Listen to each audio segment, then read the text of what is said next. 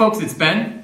I'm a 40-something project estimator at a manufacturing company, and here I'm going to be reviewing the B pressure washer. It's an 1800 PSI pressure washer, which is exactly where you want if you're going to be doing cars and things that I like to do.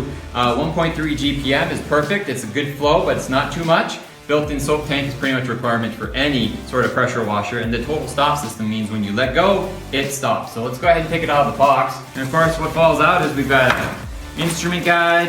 Looks like we've got some nozzle parts.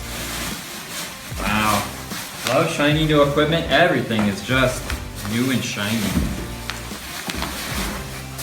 Plastic, so we've got our gun, our wands, some accessories. We're probably gonna have to click off the side here.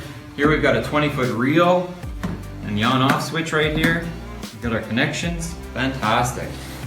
Assembly on this was actually quite easy. There's only one screw that's required to be screwed in, and that's for the bottom tray here. This top kind of locks in.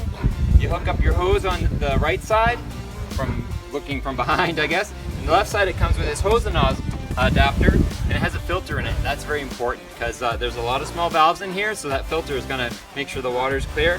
The power cable goes on that side. We've got a cool hose reel, so when we're not using it, we can actually just wrap up our hose. The wand actually came together quite easily. We're going to use the turbo nozzle for our application here, and then you click in the power. The real cool thing, it's got a safety feature that locks the handle so that it won't accidentally squeeze when it's ready to go. Before we start it, we're powered up. We've got water to the machine, but you want to squeeze the trigger and let all the air out so that now we've just got water. So now that we're good to go, I'll turn it on.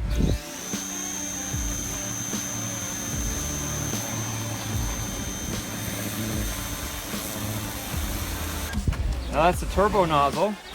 You just take it off by turning clockwise, pushing it in, and we'll try, I guess you call it the high-low nozzle.